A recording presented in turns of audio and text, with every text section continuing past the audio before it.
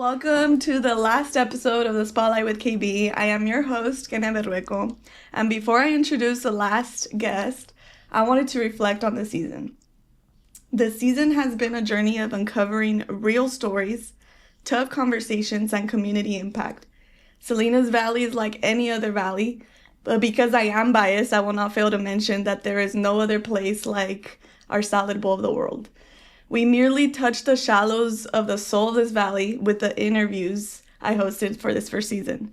From a law enforcement officer to homelessness advocate, pastors, musicians of all walks of life, to comedians and chefs, and everything in between. I started this podcast for a few reasons, and that is to remind you all that there is something deeper, and we must not take it for granted. So we have people here, and it's deep.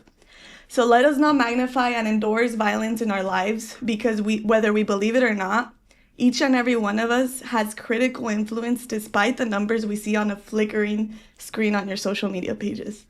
You always have someone watching, whether you're a parent like I am or a friend, someone is being influenced by you, and that's just the nature of being human. We are going to influence others, and we have to be careful what kind of influence we give. I want to thank those who have followed along this season, and especially those who have come on to share their thoughts and journey. This podcast would not exist without our guests and our audience listening. I hope it's been edifying to listen to it. I hope to have brought hope and a fresh perspective. That said, I want to close this brief reflection with a scripture that has edified my soul and reminds me to keep trying to be a better person despite my failures. And if you know me, I am always looking for wisdom. So you can find the scripture in the book of Proverbs, chapter 16, verse 1 through 4. The plans of the heart belong to a man, but the tongue's answer is from God.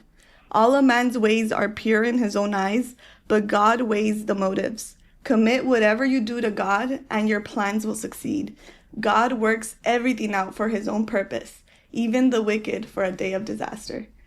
So I can go on and read the word, but instead I encourage you to read it yourself whenever you feel down, whenever you decide it is time to level up and see life the way it was intended to be seen. And to be transparent, this podcast is dedicated to God's people. I started it to get some kind of communication to you. That said, these interviews were not planned in advance. I went with the flow, and I strongly believe God put each and every one of my guests in my way and mind. So for me, it was a way to spotlight the good of this valley. Since we have been hearing in the news tragedy after tragedy, this podcast is a channel to hear inspiring stories from local leaders of our community. I would like to take a moment to remember the souls that left us too soon due to gang violence. Recently, 17-year-old Christian Hernandez from King City, who was gunned down as he rode his bike because some gangsters thought he was from a gang, according to local news. And this isn't even the first we hear of innocent young men being taken like this. I want to remember what they did to Andres Chavita Garcia, age 26, and Jack Canchola, age 20, from Soledad. I knew both. And when I heard the news of their death and the way they were chased down to death by other young folks because of a gang that mistook their identity, we all know things before it hits the media. You know, we're a tight community. And I heard a lot of the ugly things that just angered me from this tragedy. It was unfair. I cannot sit down in my little happy, safe bubble of a life knowing that this happened to a family that just didn't deserve it. And now they live with a broken heart. I realize someone needs to speak up and introduce a way of life to those that dare to listen. I will be transparent here, as I said before, and say that most of my audience is male. And that is exactly who I was aiming to talk to. It's time for men to rise up, playing gangs and living that life. And I say this with love and respect. Like, please do not misunderstand what I'm about to say. But this lifestyle will only lead to death, and you're precious to God's eyes to go there. It is never too late to change your ways as long as you have breath. This is your calling to get connected with your Creator. That said, I wanted to bring light to this valley. Even if it seems that there's not much happening to combat it, believe me when I say people have been saved listening to this and will continue to have their hearts stirred because it isn't me, I will give the honor and glory to God who inspired me through the Bible to live better and lead others to a good kind of life. Whoever wants to live, seek him. That's my message. This is why I did the podcast. Seek him truly. If there's anyone you need to follow, for it is not me. I am far imperfect, and it definitely isn't an influencer endorsing an unproductive, superficial life. It is God that we must follow. We all know this deep down, whether we know him or not. And that is why I did this, for God, his people, and to ignite a fire for justice and love. And I funded this from my own pocket. Well, my husband's pocket. But I gave him this vision, and he also thought it was needed. It was to give God a platform and invite whoever wanted to bring light and wisdom to an edifying conversation.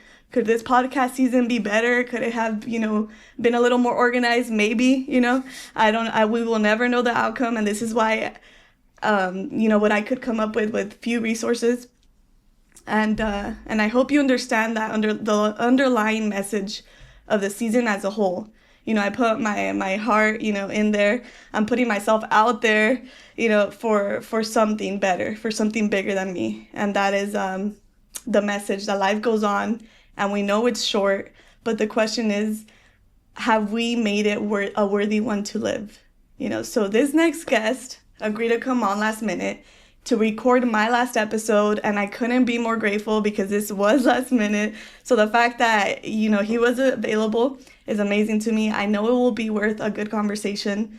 And as I said before, we talk and listen enough to, excuse my language, crap and gossip. Let's change it up and put the spotlight on the good and the real young men that are listening. Check out these great men, follow them on your socials, get to know them, because after all, you are who you're with. Despite not being able to scratch the surface to get to know all the good men of the Valley that have tremendous good influence here, I am happy to have highlighted some of them, including the last one. So to wrap up this season and to shut up already, I wanted to highlight someone who embodies passion, hard work, and community, and that is Gregory Delgadillo, aka the Rice Gai. Yo, what's going on? Welcome to the podcast. Thank you. And thank you, dude, for coming on. Yeah, dude, I appreciate it. Yeah, even for me, it's like I had enough time, at least, like he gave me enough time, and yeah. I'm so happy. I'm so glad that I gave you some time. That's good to hear, actually. Yeah. Because I was like, that was good. I'm always right now, I'm pretty busy, but in the mornings, yeah, I'm free. It's perfect. Yeah. Same. Yeah. Okay, cool. I love that. So for those that are listening, the topics that I'm gonna discuss with him are on his journey, challenges, and what it means to be a resident here. So I want to begin with his most recent journey, which is opening up Rice Gai, right? So if you can tell it, before we go there, can you tell us a little bit about yourself and your upbringing here? Well, I'm from Salinas. I grew up in 831. I also moved to Gonzales for high school. A little bit more about myself. I've been cooking for about 13 years. I first started at a restaurant in, I guess, in the middle of Salinas and Seaside called Corral de Tierra. That was my first job. One of my first jobs as a cook there. And then I moved into working in Carmel, kind of understanding, getting some chops. Then I moved out to San Francisco, went on to do an internship in Belgium, worked in Thailand, and just most recently lived in Japan for about 6 months, working out there. That's a little quick gist of my culinary journey. That was in itself hard.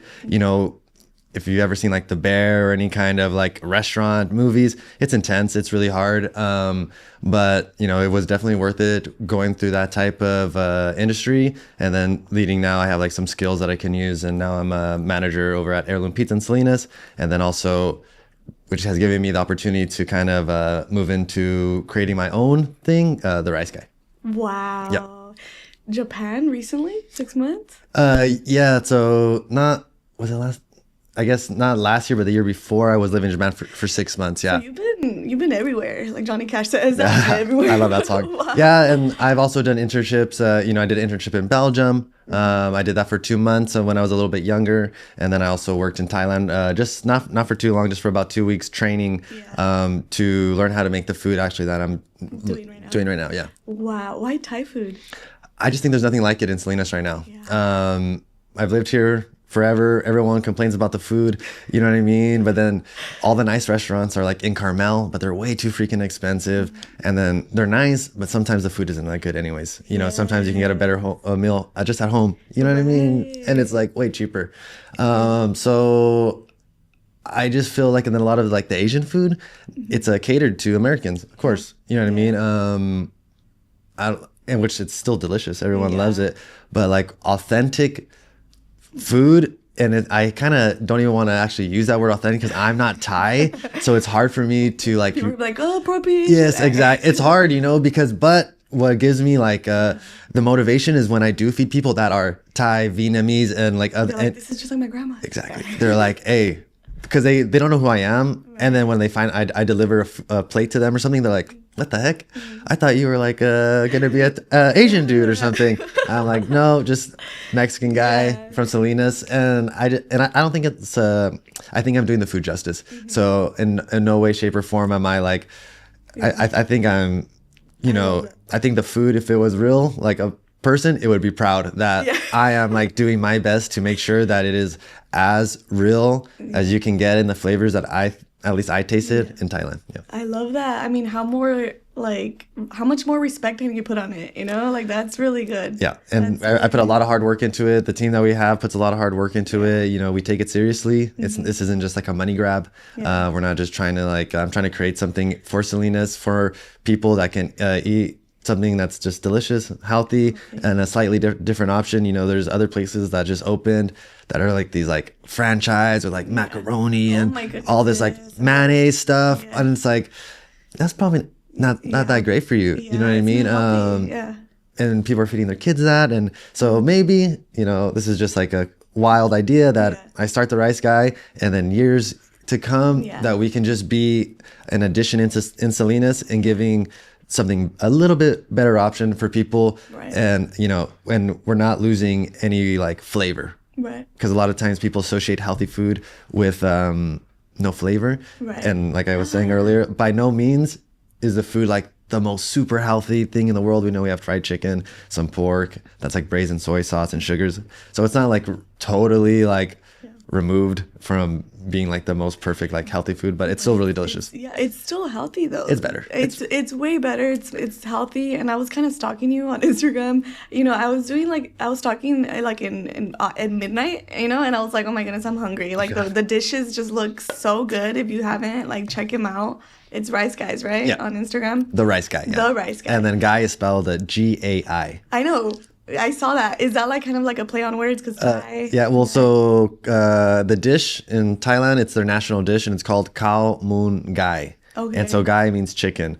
And so when I was just in my house, you know, thinking about this, trying to come up with the right name and the right little logo and everything, Gai I was like, oh, Gai sounds cool. You know, I can't remember what I was going to put. I think I was thinking like 5 guys. I was like, oh, that might be cool. Like 2 guys. I don't know, you know, something weird. And then I also watch a lot of anime. Yeah.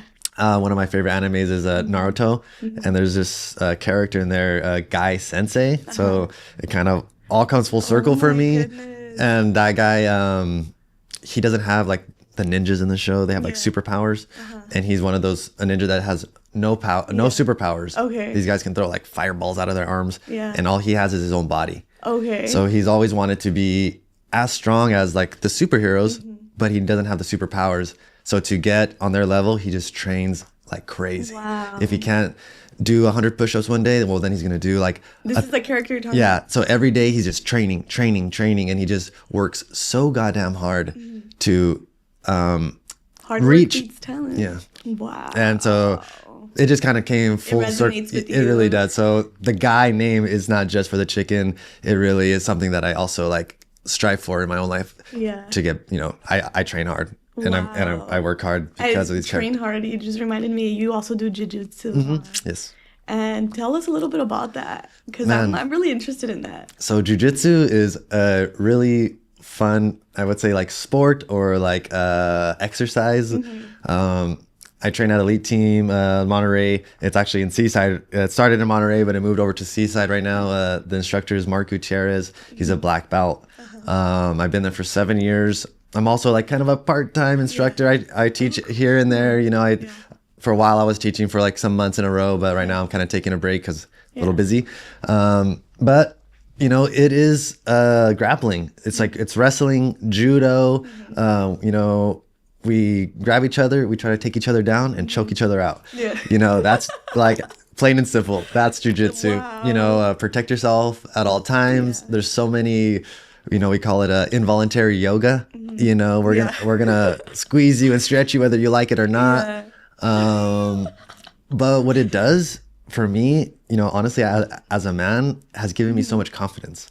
I grew up living with a lot of women. All the women in my family, maybe their husbands like cheated on them or they broke up and they're single, So growing up, it was just my grandma and her 3 daughters. And then those 3 daughters, my mom had kids and they all had kids. And all my cousins were freaking girls. And there was one cousin, and he actually does jiu-jitsu with me still. Like, it's great. I used to beat him up when he was younger, and now he's all giant, huge, and just beats me up all the time now. But so I've always felt as I look back at myself when I was younger, I felt like I was pretty feminine, maybe, or like soft. Okay. Because everyone's like, oh, you bumped your knee. Yeah, like, oh, you're so cute. Oh, you're gonna grow up to be handsome, this and that. Like, everyone's always giving you all these compliments. Yeah. And then as I started growing up and hanging out with a little bit more men, they're like, man, you ugly. You know what I mean? Like, man, you're weak. It's always like, they're, a little kind of putting you Just down. rough. Yeah, a little bit more rough and a little bit more honest. You know what I mean? Like, oh, can you help me tie my shoe? No, tie it yourself. Kind of thing. Mom, can you tie my shoe? Of course. Boom. So a lot of different type of, which is, I didn't really have that when I was younger. And so when I started cooking, is one of my first times where I actually got a little bit of like masculinity like injected into me. Like, hey, Wait, with cooking? Oh yeah. Wow. And people can like, be like, cooking. That's my mama does that. Cooking's really hard. But but chefs, the majority are men, no? Yeah. Like there are a lot of great women. Great women, of but course. Majority, yes. It's definitely a male driven industry. But I think lately, for sure, there's been definitely a lot of great women. Yeah. But man, and they're just tough. Hey, they call you names. You suck. Be fast. Why are you so slow? Wow. All these things. So that was one of my first, realizations of like, man, I'm kind of soft. Like, cause it hurt. Like, you would, and all the masculinity. I was like, dang, I didn't, I wasn't ready for that. Like, as I started like growing up in the kitchen, and then finally when I started jiu-jitsu, not only, I guess the kitchen work was more like mentally soft. I couldn't take the high pressure situations. I remember I got like hives one time because I got too stressed. You have to be really focused and you have to be like, on point.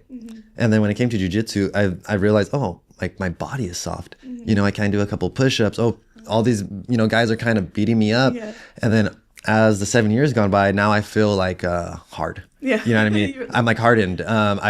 Which gives connected with your masculinity. and I feel very confident. You know what I mean? In myself through jiu-jitsu, through the community we have there, through we push each other like still sharpens still, iron sharpens iron. And that's definitely what we do there. We train really hard. Yeah. And there's a saying, the mats are the truth. You can be the biggest guy in the room, and I promise you there'll be a little nerd assassin in there that's going to show you that your ego doesn't mean anything, and it's going to be your ability to use your body in this like set of rules. You know what I mean? Obviously, maybe the big guy can like take you and like maybe punch you. But even then, there's plenty of cases of the David and Goliath where there's a small guy that wraps up the big guy, and next thing you know, the big guy's unconscious or has a broken arm or plenty of times. People may hear that story, David and Goliath, and be like, "Oh, he got lucky. That got wrong." No, he had some time to train with that sling. Yep. So people don't remember that. Goliath might have been big. Yeah, he might have been fighting. He probably didn't train as much because of his size and all that. Yeah. His natural gift or whatever. Hey, you got to work hard. You know what I mean? Especially if you're small. You know what I mean? I'm not the biggest guy, so in the gym, I've always been really skinny. You know what I mean? And so I've worked really hard. I'm still lifting weights. I'm like trying to get to 180 pounds, please. But yeah, so through jiu-jitsu, I love it there. We do a lot of cool stuff. We have a women's class, free classes for women Thursdays. I can't remember the time, but Thursdays and Saturdays. I'll probably link something there if you can send me that information. Yeah, it's really cool. You know, a lot of women go there. We're really, I think, the best gym in the area, you know, for our vibe. The instructor is really awesome. And then one thing that we also do is this guardianship project where we basically sponsor children to come in, or the guardianship project sponsors kids and like basically pays for them to come and do jiu-jitsu through the sponsorship. I love that. Yeah. So they have 18, they work with like 18 plus gyms around the world. Okay. So they have places in Peru, I think Mexico, and, you know, and some other places. For those that are not understanding, like, can you clear it up a little bit? The guardianship, is it like the kids that just kind of like giving them another perspective of life, or what do you mean by? No, they can come in and do jiu-jitsu for free in our kids classes. Yes. So we have. How young? Because I have a son. I think our classes are like maybe 4 and up or something. I googled it a while back, but I can't remember. Still 4. Oh man, if only they're younger. He's 2 right now. Maybe, I don't know the exact ages. I'll look into it. But definitely look into it. It's a great thing for kids to begin in. It's real skills. It's not like not to take anything for karate. It's a great business. But now karate is more of a business. Taekwondo is a business. Mm-hmm. They're showing you things that you'll never use. Okay. You're never gonna kick someone in the head. I promise you. You know what I mean? It'd be very rare if you're going to be able to kick someone in the head. But jiu-jitsu and grappling, that is more realistic. Like practical. Yes. 90% of interactions, altercations, fights go to the ground. Wow. And so if you don't understand how to swim, you're going to drown in the ocean. You know, so jiu-jitsu, and then that's what it gives you, that confidence. Being able, I don't know if you've ever fallen and had to get up off the ground, you kind of feel a little weak and like vulnerable. Yeah. Jiu-jitsu teaches you exactly. Jiu-jitsu teaches you in those moments of vulnerability how to be strong and get up in a proper way, protecting yourself, and not, you know, we like simulate basically violence to a certain degree, and then we stop. And that's what's really cool about jiu-jitsu versus boxing, is very violent as well, and then you can get hit in the head, and it's like football. If you're getting hit in the head from from you're young till you're 30, that's a lot of damage. And in jiu-jitsu, not to say you can still get damage, but it's very calm on the body, I would say. And it's controlled. It's like a controlled environment. It's controlled, And that's what I like. And you just said something like violence, you know, and, you know, I don't know if people catch my vibe, but in the intro, you know, there's violence to violence, you know, like sometimes you gotta use force, you know, to protect a community, to protect a town, to protect whatever, you know, yourself. And that's why I appreciate that you are in that, because that is cool. Jiu-jitsu, that's something that is opening a world. My husband did it for a bit. He always says, like, my son's gonna do it, you know. So it's something that I'm noticing that it's needed to train yourself mentally, you know. You know, people can use the Bible to train themselves mentally. People can you know, go work out in the gym for physical, or in this case jiu-jitsu, practical skills that, you know, will keep us from being vulnerable. And it's important because when we are vulnerable, you know, that's it. Our life can be taken from us. And a lot of people can say, oh yeah, like it's good, you know, especially Christians, like we're like, oh yeah, good, God got us, God got us, you know. But it's like, you know, King David was a warrior. Like, do we forget? You know, all these men of God in the Bible that we read about, like these guys were warriors, they were killers. And they did it to protect people, and that's the beauty of masculinity. What is it? Masculinity of men. You know, that's the beauty, and that's the honor I want to give in this season to those men, because we need that. It's hard for, you know, I know this because it took me a long time to find confidence. You know what I mean? And that's you would not, or you would be surprised about how many walk around and are scared. You know, whether just to talk to a girl, ask for the job, so much, you know, speak up for themselves. If someone is like, you know, being rude to them or, you know, hurting them or something like that, or bullying them, especially as like little kids, you know, I got bullied when I was a little kid. And I look back at that and it's like, dang it, I freaking wish I could have helped myself, or like knew someone that would show me jiu-jitsu.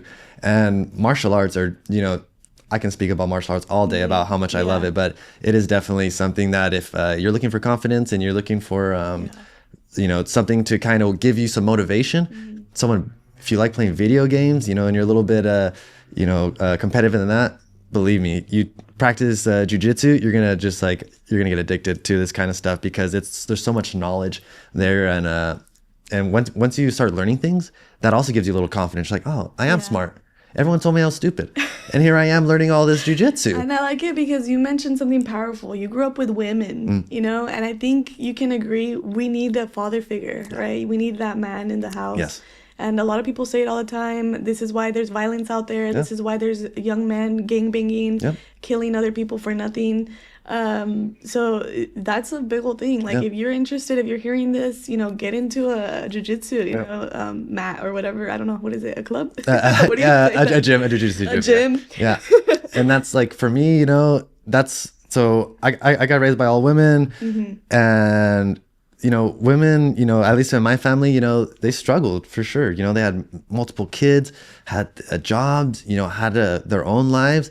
And looking back, it's like, damn, these ladies were strong. You know what I mean? Like my grandma came from Mexico, started her own business, took care of her kids, and they're all doing, for the most part, they're doing okay now. All my tias, my mom, my mom like kind of fell into a little bit of addiction.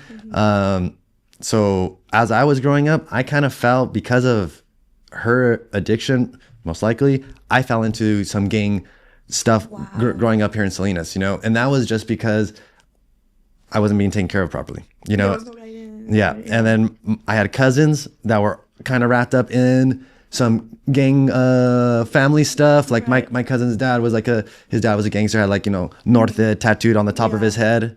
And everywhere, actually. And then he kind of was like, because of that connection between his dad and him, and then us. So he only had a certain person to look up to, with his uncles, his dad. So he kind of started that life, that culture, and he was the oldest cousin. And because he was oldest, we kind of looked up to him. And he was always our older cousin until like junior high school. And then he became like this other guy, this gangster guy. He was never a gangster. He used to watch Dragon Ball Z in the living room with us and, play canicas and, marbles and, Pokemon cards. But the next thing you know, he's over here wearing red and like 501s and okay, cool, that we're gonna do that too. And then slowly kind of you get influenced. The wrong influence. And for some reason, the moms kind of just let it, not like it's not their fault, but you know what I mean? But you see that and they're like, oh, wow, you look so cute, in your red shirt. You know what I mean? Like, they didn't understand. The music too that we were listening to and all that. And, it sucks. You just said something. It's like keyword music. Yeah. We hear it a lot. Yeah. Right now is what's trending is the narco corridos, la música tumbada. Oh, okay. Yeah. In Spanish, like a lot, and it's so catchy. But it's like it's influencing you to do things that are like. No. It's hard because I love hip hop. It's one of my most favorite like genres. I think the original. The history of it, where it came from originally, DJing and getting community together, coming to party and like having fun. And then obviously they took it, kind of went, the gang rap and all this other type of hip hop. But there is a lot of like still hip hop that is like thoughtful, you know what I mean? And they're rapping about good stuff and they're using the, sampling from like, because it's not always a killing. It's like everything. It's like food. You're gonna have options, and you're gonna decide: am I gonna eat this? Am I gonna, drink this or whatever? Yes. And it goes back to that what you're doing with Rice Guys, the Rice Gai. Yeah. Sorry, no, it's cool. Rice Gai. That is good. You're giving us more options. I'm excited. I was excited when I saw that. I was like, oh my god, yes, like I need this. I need an option. I need to try more. And the fact that it's authentic, that you're putting your heart into it, that you studied it with people that are teaching you that are from there. Yeah. That is important, and that is something valuable. And I want to thank you because we need that here. A lot of people, they move away. Yep. They go do it in LA. They go do it in, like they got enough already. Give us something good over here. One of my old chefs, Ron Mendoza, he's the owner of Ad Astra out here in Monterey. It's a bread bakery. I used to work with him at this place called Aubergine in Carmel, and I left there and I still have the card he gave me. And basically, he just said everyone always talks shit about the area. And if you're gonna do that, that's fine. But go out, go learn more, and come back and add something to the area. So You said that? yeah, and this is like when I was like super young, and he did that. Yeah. He's had businesses and he's adding to the community right now.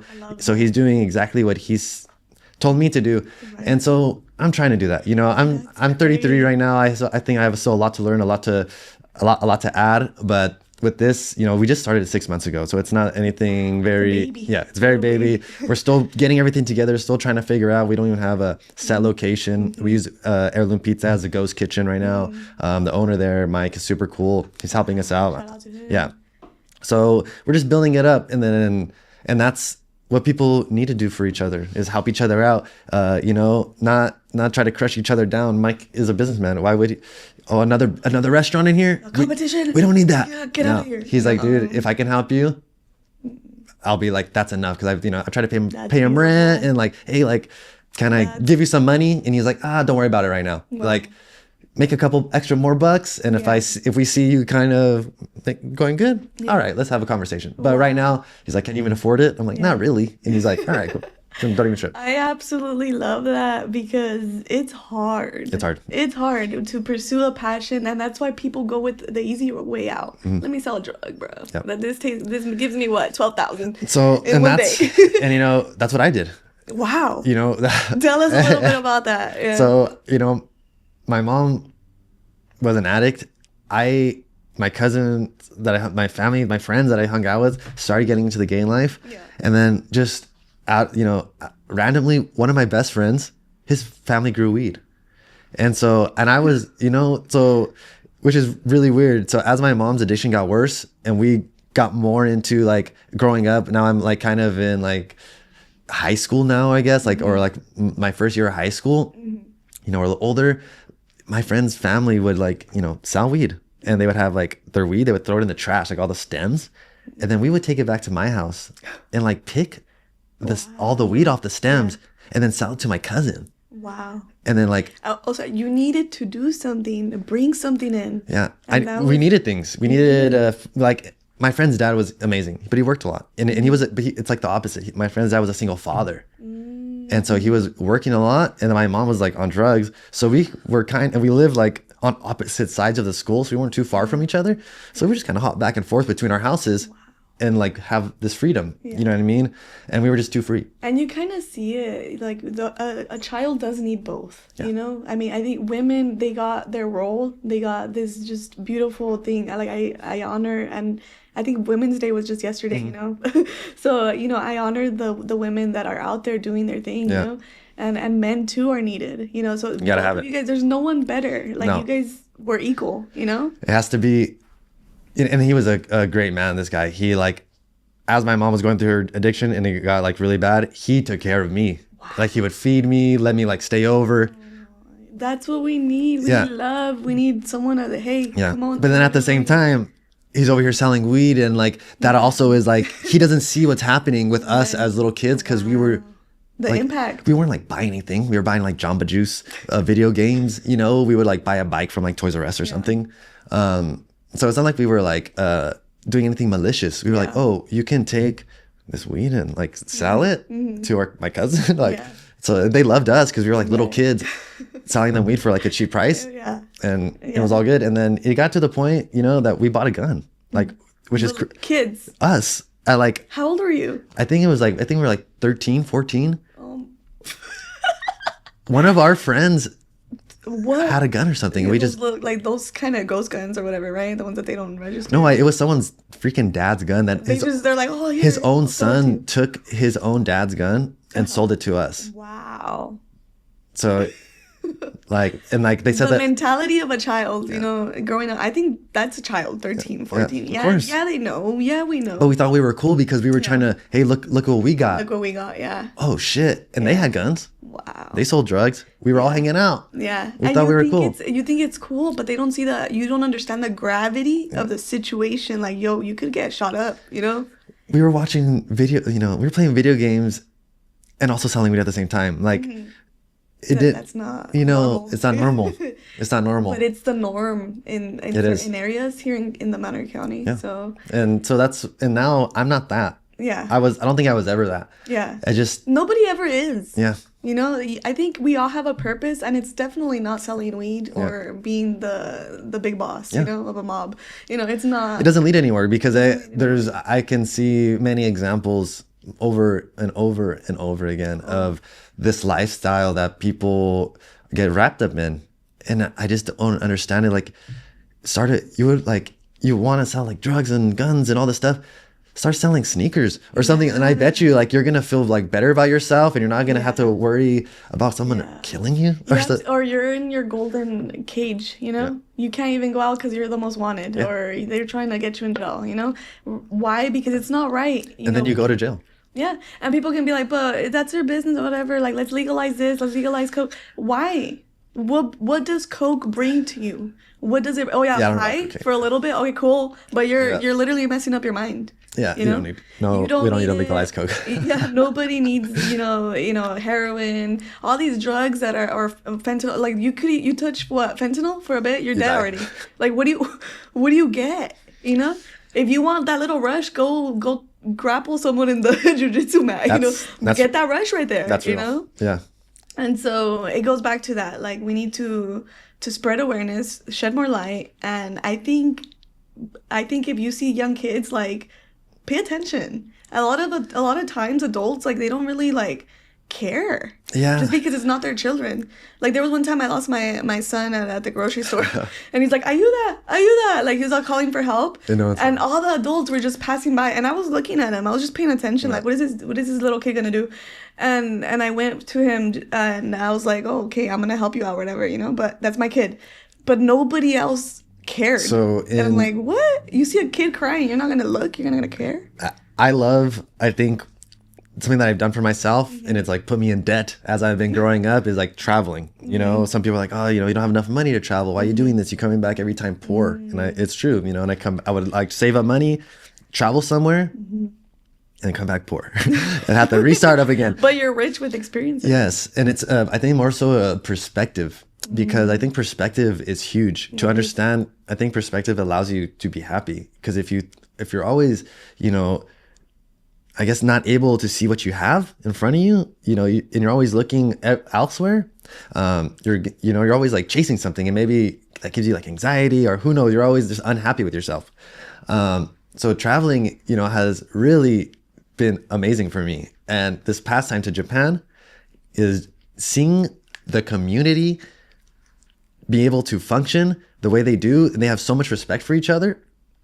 There's so many things that happen in Japan that would never be able to happen here in Salinas. One, little kids can take the bus, walk by themselves anywhere, by themselves. No one has to worry, because as a unit, the communities around them know, all these little kids have these little hats on. So like if they go to that one school, they have like a red little hat, and then they go to the green school, they have a green little hat, and they know where they're going. And so like if someone gets lost, hey, I need help. Oh, cool. You got to go over there. And it's like, there is no crime. Wow. There's no crime. And the kids walk by themselves, like as a little group, little gang. Yeah. They're on their little gang, little mini gang. Yeah. And no one messes with them. Wow. They just go, and everyone, if any issues, everyone just helps them get to where they need to go. Boom. Women can walk alone, middle of the night, dark alleyway, no one around, you know, pretty girl, no one will even mess with her. Yeah. Absolutely not. A lot of people, we can say like, oh yeah, there's no such thing as no crime. Yeah, maybe there's crime. There's a percentage. There's crime, but it's definitely, it's not the majority. It's not the. But it's not like here. You cannot. We all know there's certain streets you can't walk down. There's this, there's that, and our community is not the same as. I'm telling you, my son, nobody cared. Yeah. And it was like a little social experiment for me. So for me, let me see what happens. When I talk about perspective, it just lets me know, like, okay, like, if you live in Salinas, you might get like jaded, like, oh, this place, like, there's no good people. Right. Oh, this place sucks. All this and that. And you know, there is good people out there, but it's gonna take us as like a community platform, your podcast, my podcast, other people who have podcasts. Like, it's gonna take that to make things like better. I think like. If you see someone like a little kid lost, you have to go out of your way and help them. Yeah. But I don't think we have that here. Whether it's America, whether it's Salinas, I don't know if it's California, American culture, or Salinas, like you said. I think there's a lot of stuff that can be, But let's change that. Yeah. Like, let's change that culture. I want people to come in through Salinas Valley and be like, man, the Salinas Valley, I just feel at home. You know, I just want to move here. You know, I got a cousin down in Bakersfield, Arvin. We know that's crazy. He's like, no, this is number one. We beat Oakland in crime. And he goes, I want to come over here to Monterey County. And I'm like, really? He's like, yeah, I love it. And I think it's because of the family that we have, the culture that we have, and he sees it. And he's like, I want that. Like, I want to be here. And I'm like, that's cool, you know, that he's doing that. But what's going on over there? You know, we need people that are doing this. It starts somewhere.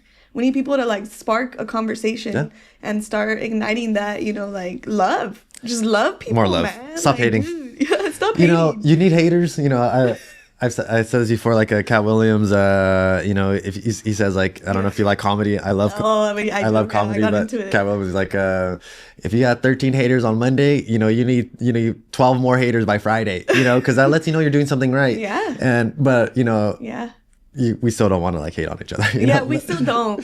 There's always going to be people that just don't want to get better. Yeah. They don't want to improve, and we just gotta let them be. This is not for you.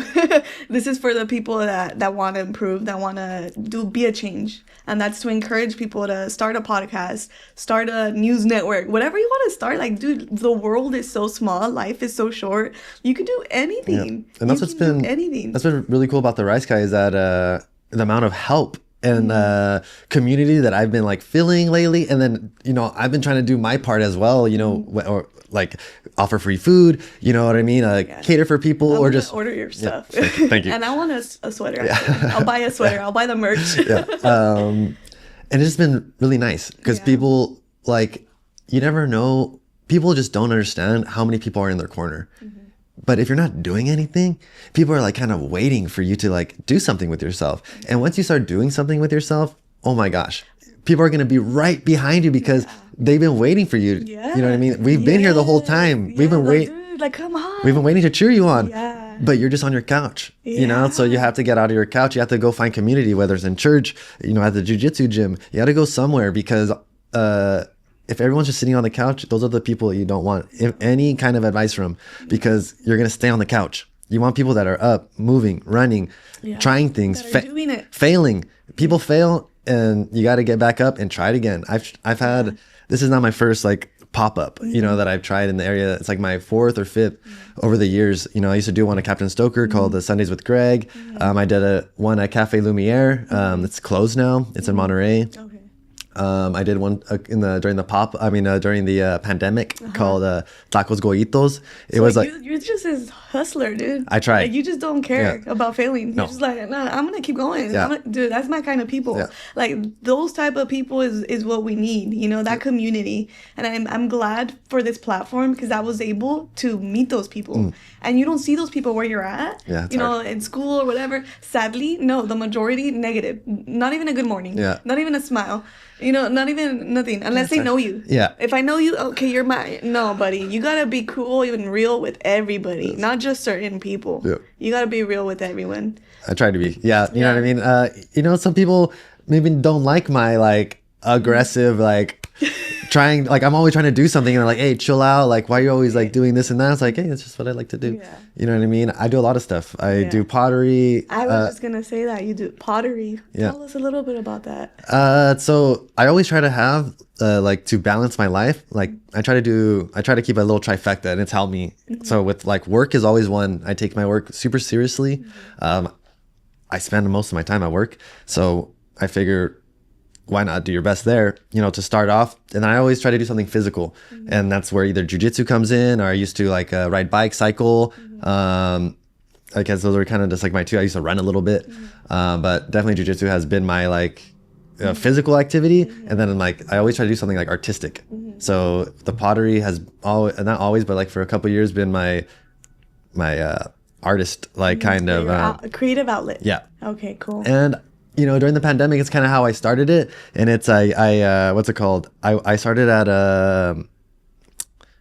Peninsula Potters in PG, and that was all women as well. Wow. So they didn't want me to start there. Yeah. I feel like I'm hearing a song. Music, yeah. Yeah, it's the trucks that pass by. Oh, is it? I thought it was like, is it coming to us? I was like, are we in Mexico? What's it called? And at first they didn't want me there, but I was like, please, like, I promise I'm a good guy. Yeah. They're like, oh, we don't want any guys in It's here. like- And Y'all have everything. we became man. friends. Yeah. And they taught me, these old little ladies taught me how to do pottery, and then I went from there and I started my All own. that info. Yeah. Like, we gotta know. We gotta And- know that there's more. Pottery is one of those things. It looks fun. Oh, look at, like, people are like making little cups and plates. It's super freaking hard. It's one of the hardest art forms. It's super physical. It's mentally draining. You have to be like very focused. Yeah. Because you're using like your little fingertips. Yeah. Like you have this whole body, but you're using the So you need ends. control. Very much so. It trains you to Focus. Be more, focus. And it's also very like therapeutic because there's like emptying the mind. Sometimes like people talk about like emptying your mind and just trying to be like empty mind, and like to achieve that, it takes a lot of control of your mind. And then there's also times where you're like, I think in therapy and stuff, where you're like talking about everything and letting your mind run and dealing with those problems, letting the bad thoughts come up and then shutting them away or whatever, just like going through the motions. And pottery is one of those things where your mind, for me, is like racing, because I'm like focusing, but I'm just thinking. And for me, it gave me a lot of time to think. And so that's why pottery for me was it's physical. I have to be very focused and use like my hands, but it allowed me to have this like like to look within and start to like ask my questions. It forces you to like think of some stuff too, like be like, what am I doing here now? Yeah, no, for real. Like fall What's asleep. my purpose in life? All existential crisis. Really, yeah, honestly. But I love it. It's that's just, beautiful. So those are the things I try to do. That's beautiful. Like, I think there's a scripture too. I don't know it. You know, I gotta read the Bible more. I'm over here like, read your Bible. No, I gotta read it too.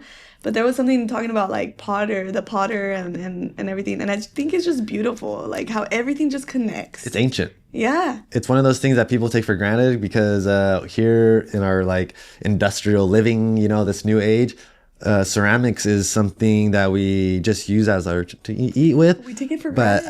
But at one point in human civilization, pottery was everything. Ceramics, China was everything. That it dictated your wealth. Like civilization. I assume because it was hard to get, right? Yes, and hard to make. And the what's it called? The knowledge of it, the alchemy, the science, the skill, everything about it. The people, the potters, they would go to war and steal potters. Japan would go to when they were invading Korea.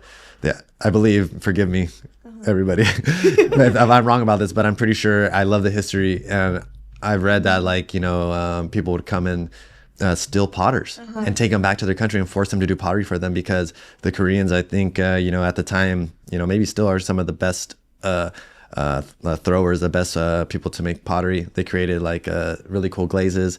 China, it's called China because it comes from they created the method of creating that type of porcelain. Wow. So there's so much history in it. Beauty. I love it, and it's real. That's tough. And it lasts forever. Exactly. And it's one of those things that if you take the mud and you take the minerals and you take the water and you put it together, you create, and you use your hands, you can form it. And then you take fire and you basically, put it through the fire. And through that like alchemy, now that these like ingredients that alone wither away, now it lasts an eternity. Wow. Ceramics, once fired to like a cone 10, a very high temperature, they are basically indestructible, and it'll last forever. There's nothing that is, unless you break it, someone smashes it. But if it could just stay in a bubble and never be touched, this item will last forever. And that's insane. That's insane. Yeah. And that's so beautiful. And I just found it thanks to Google.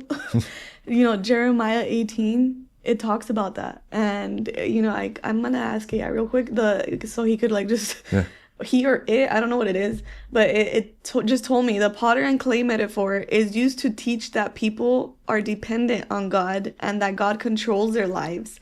It can also be used as a reminder that God is sovereign and in control of his creation. And it just connects. I think the fact that it's physical and it's forever. Forever.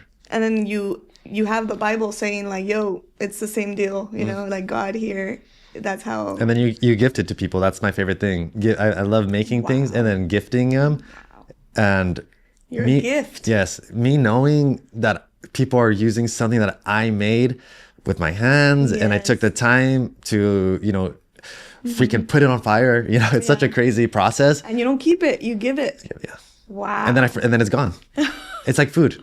I make it. That's why it's precious in that moment, and then it's gone in like 5 minutes, 10 minutes. And that's you have to be okay with that. You know what I mean? And then sometimes they break. You spend a month on something and it breaks. Oh, so devastating. And that's the thing. Like, I'm gonna conclude and wrap it up already this episode. But you know, with food and what you just said, like it's only fleeting. The good, the little dopamine, I guess. Yep. You could get fake dopamine through a drug. Yep. Or you could just do the real thing. Yeah. You know what I'm saying? Do the real thing. Love what you do. Natural high. Yeah. You know what I'm saying? It's beautiful. And thank you so much, Greg, for being on here. Thank you. It was a beautiful conversation. Appreciate I learned you. a lot. Yeah. And for those that want to follow him, get to know him, see his journey on the Rice Gai, like I'll link his stuff in there and you can go ahead and check him out. Cool. Thank you. So thank you, Greg. Thank you so much. And thank you guys for listening. Again, this is the last episode. I hope you liked it. This is for you with love. And that's it. Goodbye, guys.